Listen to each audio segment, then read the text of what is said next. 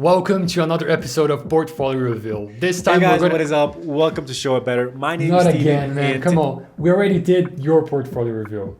Yo, we already man, did what are on you doing your here? channel. This is Show It Better. What are you doing here? This is Upstairs YouTube channel.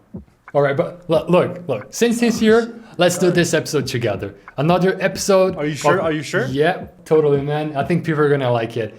Another episode of Portfolio Reveal with Steven from Show You Better. All right, let's do it. Let's dive in.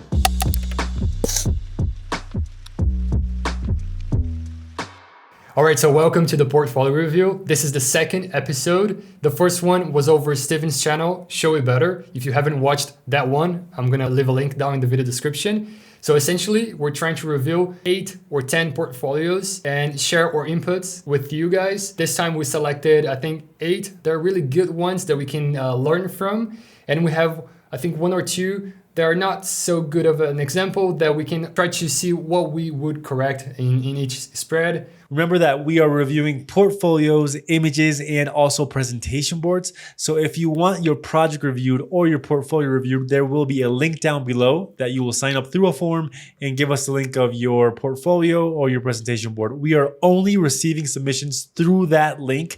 So please don't send us DMs or emails or nothing like that. Only through that link, you will receive maybe a confirmation if your portfolio was approved or it's going to be on video. So I'm very excited and I am looking forward to seeing these awesome portfolios because they are really good portfolios. And I don't know, let's start. I'm excited. Let's do this. So the first portfolio is from Sarah. Maybe I wouldn't put this hello here. It's just one extra page that Not necessary. doesn't make too much sense. Yeah. But then she dives right into the CV here. But here's what this portfolio has that's really good. She opens the whole project theme already with the full bleed image rendering. And this is something that makes you really dive into the stuff that she's trying to portray. It's definitely a different type of approach or composition approach to the regular portfolios that we see where everyone is just aligned to the left or aligned to the right and dividing the two spread. So here she's understanding that this is a digital portfolio and she's dividing and she's just putting everything to the center, which I think in this case works pretty well. I think what you can take out of this portfolio that she's done really well is that she uses the void space, the white space, to kind of narrow your eyesight so that you know where to look.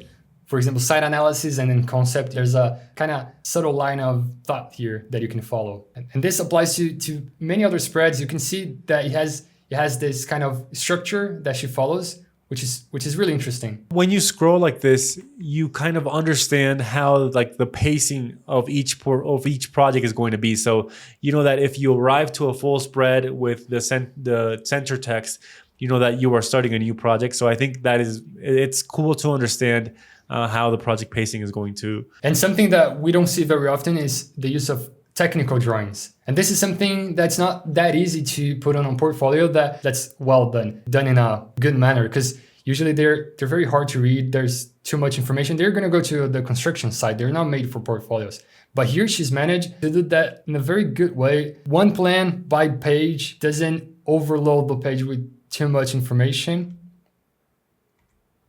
I wouldn't put everything like schedules and door elevations. Maybe that's too much. Because again, What you're trying to do actually is show the employer, or in this case, since the topic of this video is how to apply for a master's, you're trying to show what you can do, but not show everything that you did. So that you live a little bit unseen for this person to call you in for a meeting, an extra conversation, so that you go to the next step of that application process. That's it. So this is the first example. Let's dive right into the second one. But come on, this cover, I like it. It's nice. Yeah, it stood out. And sometimes the majority of decisions start with the cover. I mean, your portfolio can be really good, but if the cover is not that attractive, then maybe people won't even like bother scrolling through it. So the cover, I think I like it. And something that he did well here, in my opinion, is that he showed the table of contents with a sneak peek of what's to come.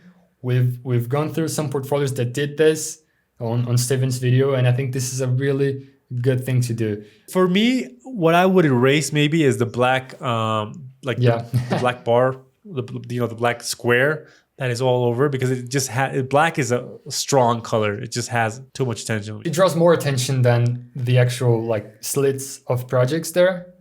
You don't really know where to look, but still. And then he opens this beautifully done spread of page. I like the way he divided this, like a full bleed on the right page, and then half and half here on the left one. Very horizontal, right? I mean, it's sometimes you read some portfolios, they're very vertical or very squared. This is a very horizontal, which I like. It doesn't occupy like all the screen, as we were talking maybe in the last episode, that we would want one that doesn't have, black bars on top or at the bottom. But I think this is a good approach to a horizontal format.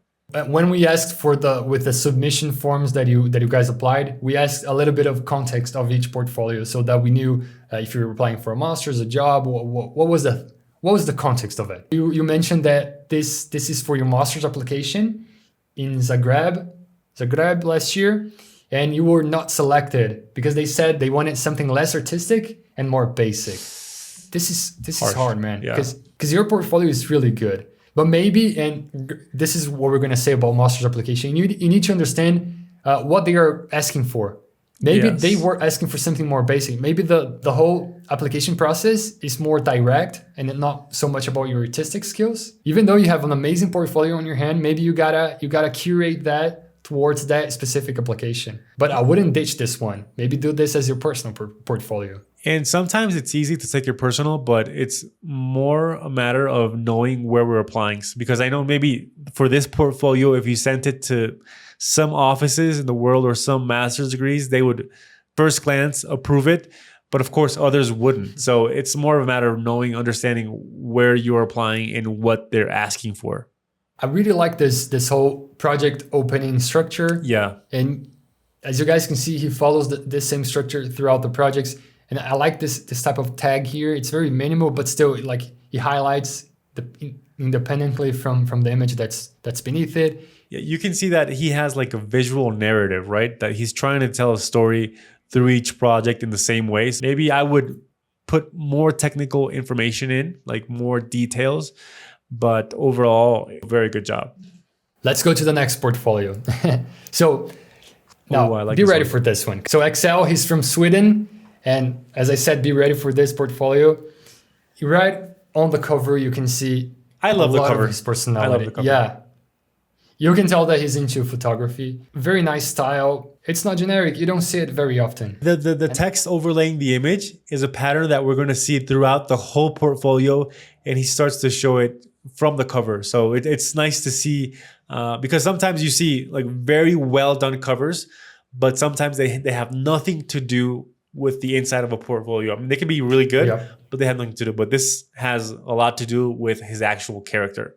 We always talk about not using the design part of the portfolio as the main thing, as what you're trying to highlight. But here he does it so subtly that it's not gonna underpower the projects. But then you go into the CV and look at this. Come on. Come on. Like I haven't seen a CV so good as this one. If you want to stand out, this is a way of standing out. Just trying to break the rules of how everyone is doing it versus how I want to do it. This is completely different. This is like an architecture diagram converted into a CV. A CV. Yeah. Putting your photo, it's controversial. I mean, the way he did it here. You don't have to, but here I like it. The photo matches the theme. I'm going to go through the pages and you're going to see that it has a lot of attention to the details and the whole white space. He manages to use in every page and let the drawings breathe. I love this. I love this spread. I mean, for me, this is spread that I want to highlight. And it feels like each project, instead of having a fixed structure, each project has sort of like a collage to open it up. Yeah. And it takes the full spread right on the middle. And this is something we talked over your video, right, Steven? This is a digital portfolio. So there's not going to be a seam on the middle. So you can do something like this. Whereas in a physical portfolio, you could never do something like this. Come on. This is really good. And he has like a theme of putting text in a very horizontal way, in a sort of way that covers both spreads. So it breaks the actual grid that we have in our head of, two vertical spreads, As you can see, it's nothing, none of us could do it. This is simple. I mean, it takes a lot of skill to do something as simple as this correctly done. So a good rule of thumb, I guess, is that maybe you can start with something strong so that you catch the employer or application, the one that's selecting the application for a master's attention right at the beginning. You show your good stuff, your strengths at first. Then you go on with your portfolio, and then you finish strong too, so that you have that ending that marks the presence. How is it called? Is it called like the Oreo method or the sandwich method? Is it? No, maybe it's the sandwich method, like or maybe the Oreo. I have no idea what the actual food is, but it's kind of like that layering. And then the last page, thank you. You can totally relate that to the CV. If you guys are looking for a portfolio to get inspired, this is a good example. Just remember to not copy. Get inspired, learn from, use as a reference, but don't copy straight on. How Austin Kleon would say, steal like an artist, which is not copy, it's steal. It's different. Read the book. All right, so next one is Max Cressy. I love this. Yeah, the cover for very me, authentic. It's a cover that says so much. I love this cover. Very clean. A bit similar to the ones that we reviewed in the past episode of the Bauhaus. Yep. Remember? Where they have their profile picture. Let me see where he's from. So he's from Germany. Oh. Yeah. Because on Steven's episode, if you haven't watched, we had 2 portfolios from Bauhaus and it had a very similar style as this one.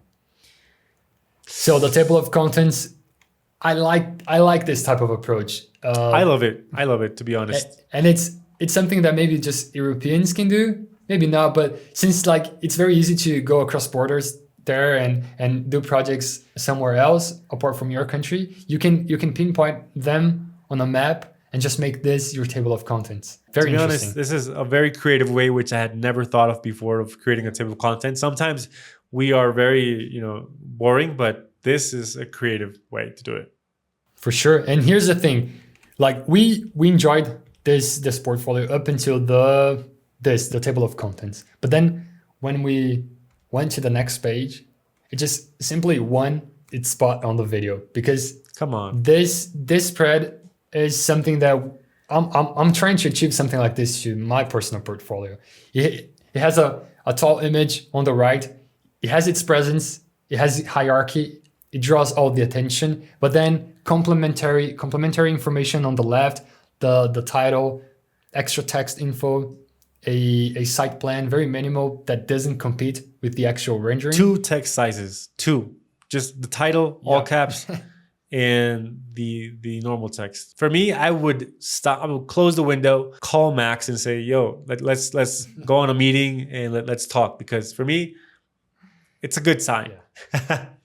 And we're not judging images here, but if you notice, it has perspective lines, like leading lines towards the building. It leads right to the project. You go through the portfolio knowing that it follows some similar structure. It has that set hierarchy that I mentioned. Yeah. And each and every drawing that he put on the portfolio it has intentions behind it. This detail, we have seen renders, we have seen floor plans, we have seen the plan of Europe, and now we're seeing details. So this is really good.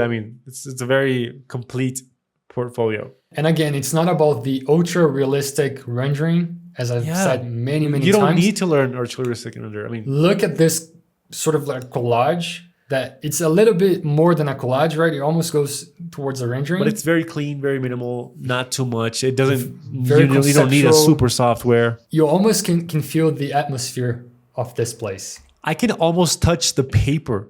It feels like... All right, guys, so incredible portfolio from Max. Again, all the links are going to be down in the video description if you want to check it out and go through them with a little bit more time. Let's go to the next one. So this one is from Avantika. Verma. So this is the portfolio that we picked that had some things that should be improved. Something that you can look at and maybe not do to your own portfolio. Individually, the drawings are very strong, as you're going to see, but maybe the layouting, the way that she structured the pages didn't quite fit well. Yeah, and one thing that I see from the start as we go into this content page is how many fonts we have in font sizes. So here, in the past ones, we only see 2 maximum, the title and the other one. Here I can count at least three or four different sizes in 2 different fonts that are very different. It's very misleading. So, and you're gonna see that this sort of problem, you don't know where to look at this page. It's not like you're not trying to put all the information on the same spread. You have more pages to go through. Because you can see that this is one project, and then the next spread is already another project. She could have taken 5 spreads to tell the story about this place, this building. if you see the portfolio by Max before, I think in one spread there were a maximum of 4 or 5, rendering plans, images, and here in just half of a spread, we have more than 6 images, renders. So just try to eliminate the majority of the process of creating a portfolio is knowing what to eliminate and knowing what to leave. And this is a problem that we see repeating over and over. So something to look after, be concise about the stuff that you put on your spreads. Try to see if it passes the 5 or 10 second test. So try to go into your portfolio and scroll through it in 5 seconds or 10 seconds. And if there's nothing that grabs your attention or everything is just too saturated, then you need to go back and try to delete. But don't take it personal. Avantika, hopefully you submitted your portfolio for us to be critical about it and review it thoroughly. So hopefully we can all learn from this kind of, not totally mistakes, but we also did this in the past, right, Steven?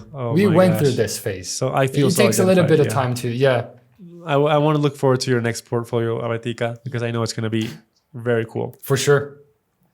So the next one is from Vinicius Pontes. I love this cover.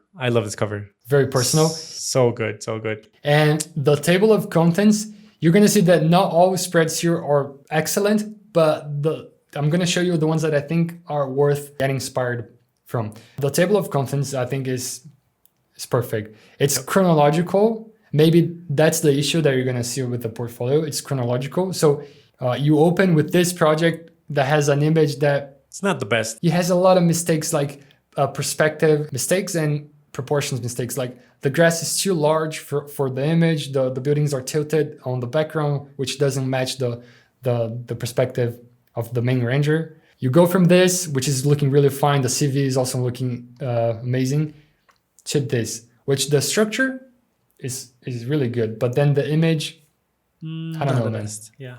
But then if you go through the pages, you're going to see that it has a very concise, very clean structure. That for me, this project, Fab Lab UFOP, this is my favorite. Yeah, I love it. It's from very, all of your I projects. would put this first. This is the first one that I would put, and then I don't know if I would put the other one, but I would leave it towards the middle so we can have the sandwich Oreo method. And as I said, like he went for the chronological order, so maybe that's the issue. But look at these spreads. The drawings are perfect. The renders are perfect. It has that balance of renderings and drawings in hierarchy. No, this is for me. Yeah, this is really good. That section, man. It doesn't match the same vibe that he had on the beginning, right? Here, it's so good. So imagine like someone that's recruiting you. Just go through the first pages and just closes the tab and go to the next portfolio. You're going to miss a huge chance, and you have that potential. But it's a common problem because I remember when I was creating my portfolio, like recently graduated, I had very bad projects and I had very good ones towards the end. So it was hard to just to know what order I was going to put them in, because even if I put the first ones at the best ones at the beginning, at the end, they were going to be really bad ones. So what I had to do was go back. I mean, I didn't want to, but I had to go back into the drawings of the bad projects and try to make them good drawings, try to perfect them, because if not, the whole portfolio is not going to work. But for example, this ArcViz, this for me wins it. And it's good that it's titled as ArcViz, so it's not really about the project. Yeah. Maybe he was part of a firm and he only did the visualization, so this is well specified here. Okay, so Vinicius, thank you for submitting your portfolio. Let's go to the next one. This one is from Gonzalo Coquet. He's from Buenos Aires, Fadu Uba. And here, again, we have that same map. Yeah, it's like another version of the map versus with content page, right? And he kind of answers or solves the issue that I said about Europe and you being able to do in each country. Here he did it just only in Buenos Aires, and I think in Africa here there's those two places, but he pinpointed on the city, which is really interesting. So you know more or less the region you're about to dive in. I like it. I would maybe eliminate for me, the logos are too much, but this is maybe too much. But as you're gonna see, the portfolio, like, it has this is really cool. interesting pages. Yeah, this is really cool. This is a well executed section. Has a lot of things going on, but still, it's I don't easy see to read. It being it's too much. Yeah, this is perfect. I mean, if you had so good drawings right here, why would you start with this? Yeah, that's not the best starter. I mean, I would maybe eliminate that from the whole portfolio. It's just hard. I would start with this with that at Cinemetric that you showed. And even these perspectives, man. Come on, this rendering. Yeah, these sections. And I'm glad you took the space to properly show them, because they have a lot of detail. And I would be so pissed if you just put them one on top of each other, or even crunched a bunch of more information in here. So thank you for giving the space. And you know what? Needed. Maybe what I would do if this was my portfolio, I would eliminate one of the sections and make one really big section and detail it much more, just so it has much more impact. And I would, I can like go in and see each floor, all of the people. But for the level of detail that these sections have, it's really good. All right. So Gonzalo, thank you a lot for submitting. Hopefully very good. The ones that are watching this video can get inspired by this amazing work. All right, guys. So the next one is from Christopher Briggs, and he's applying for a Part 1 architect job in London. All right. So when you open the portfolio, what strikes the most here is not really the cover or the CV, as we saw a lot of really good and interesting ones. But once you get into the portfolio, you start to see some really interesting uses here of how to open a project, how to get into a new project. The way that this map just overlaps the other page, this is really interesting. Yeah, and he's taking the time to design a spread. Sometimes what we do is just import images and that's it. But here he tried to think, okay, so what's the size of my spread? How would I design it so it just seems like one spread? So for me, I like it. I like it a lot. Yeah, it's a site plan that was specifically designed for this space. Yeah. And then it just opens the second page and go right into this amazing rendering that it has a very realistic vibe for sure. And I think it was done in some real-time rendering from the grass. But then this is something that it's not common, because he's taking the necessary space for the sky. He has plenty of room above for you to really feel the space, this image. So then you learn a little bit about the project, and you dive right into the main thing. Yeah. Really cool. Really well done. And then the following pages, some of them maybe I would revise, like reveal the text. Maybe you don't need like background on everything. Like you're trying to section the pages by background, but still, like, nothing that I would say it's bad or it's not that bad. Yeah. Here, well, you can tell it's talking about competitions. It has another color choice, but maybe the second page is just too much going on. You can barely read the text. Yeah, well, I like that Christopher has decided that his project narrative is going to be through colors. So that's the way that he's going to stand out, by separating each chapter by colors. But of course, that is a little bit dangerous when you don't know how to make a contrast, or you don't know how strong a color can be. And for example, this yellow sometimes can be strong when paired with white text, and it can get a little strong. You know what you're talking about, right? From the Show You Better brand color. I've had that issue, Christopher. So I would maybe advise you to go with a black text. In some pages, you maybe go way too much on the information. Like this section is very interesting. But then you do that with the Google Earth master plan here. They both have a lot of strengths, and I don't know if they go well against each other. I really like the way that you use a colored background with white line. And even though this is very vibrant and it's hard to use that type of color, but then here it goes really well. It has a lot of stuff. But overall, it's a really good portfolio. All right, so let's dive into the last portfolio for today. And then we have 2 extra comments on other portfolios. But the last one is from Sam Vink. Sam. You can tell that this is gonna be good. Maybe not the birds on top, but the color choice, I think it's perfect. It goes out of the ordinary grayish, desaturated tone, but here you have more a greenish one. And then you're gonna see that he uses that same color choice throughout the project. I love this one. It's amazing. I love this spread. Yeah. And then you go on to the next one, and in here you have again, it's not that weird saying that everybody should do a almost like a full bleed image on one side and then complementary information on the other. We've seen other examples that solved great spreads without doing this way. Yeah, maybe the lesson is that we have seen throughout this portfolio is that you should start strong. You should start with your best images, and then the people that would start strong have like a good impression, a good lasting impression. Oh, hand drawings. I like me, the hand mix. drawings is a point, 1 point extra. Because it's that extra little bit of effort that to scan it, to make it. For me, just trace the drawing and scan it all over again. It makes the difference. All right, so this was the last portfolio. These were the things that we think are worth checking out. And for this portfolio submission, we asked specifically for issue links because it's easier to see. Most likely you'll send this to your employer, future employer, hopefully, or master's application, or even like a compressed PDF. So this is more or less the same type of format that you're going to submit. Even though we asked for issue links, some people sent Behance. And we're not going to reveal this one because you definitely didn't follow the instructions. But just to show you that it's hard to take a look at portfolios in a vertical format like this, where it's you not guys the same experience, right? And if you're going to use Behance, I think Behance is a great tool to share your work. Super but cool. Yeah. Don't treat it like a portfolio, like with spreads and pages, because this is more a vertical feed. So use it as it's intended. Go for issue for that typical portfolio style. On Behance, especially on Behance, you don't have to show everything. Show only the good stuff and maybe have a link for an extra issue link or a personal website. Yeah, and if you see on the issue, like when you navigate an issue portfolio, it has a certain pace.